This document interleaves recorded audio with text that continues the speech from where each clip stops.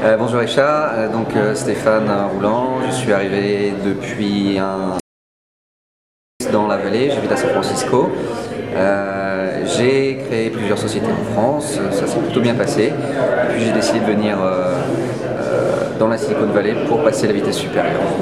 Et donc tu as créé une société qui s'appelle Andolis. Qui s'appelle Andolis, exactement. Qu'est-ce que c'est? Andolis, donc il y a le siège social qui se situe à San Francisco, il y a une petite succursale en France. Ça fait du... c'est peut-être un petit peu compliqué, mais c'est du streaming live en peer-to-peer. Ce qui, grosso modo, permet de diffuser des flux vidéo live, comme de la télé, sans payer la bande passante, puisque c'est quand même quelque chose qui vaut assez cher. D'accord. Donc les concurrents, c'est juste... Les concurrents sont... il y a beaucoup de monde sur ce secteur-là et on essaie de se positionner sur un domaine justement où il n'y aura pas de concurrents. La technologie qu'on a développée, qui est quand même très pointue, nous permet justement de ne pas avoir à souffrir trop de la concurrence. Et ça va permettre donc à tout à chacun, l'application sera lancée à la fin de ce mois-ci, de créer depuis chez soi sa propre chaîne de télé, que ça vienne d'un fichier qui... ça peut être à partir d'un fichier ou d'un flux réseau et le diffuser à des centaines, voire des milliers d'utilisateurs depuis son simple PC. D'accord. Et là donc on est à la conférence peer-to-peer.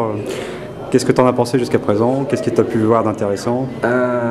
Le Distributed Computing Industry Association, c'est comme ça qu'il s'appelle, regroupe en fait tous les acteurs mondiaux du peer-to-peer et travaille en particulier sur un sujet qui s'appelle le peer-for-peer, qui sont les nouvelles normes de peer-to-peer, et dans lequel il y a beaucoup d'acteurs qui sont rassemblés, notamment à la fois les acteurs peer-to-peer, les content owners et les FAI, et pour une fois tout ce beau monde-là est autour de la table et ça avance très bien, y compris d'un point de vue technologique. Donc nous on espère apporter notre pierre à l'édifice, faire partie de ceux qui vont apporter, qui vont amener, je dirais, cette technologie à maturité et puis c'est vraiment l'endroit où les personnes du milieu se rencontrent. Ça fait la deuxième ou troisième fois que je viens.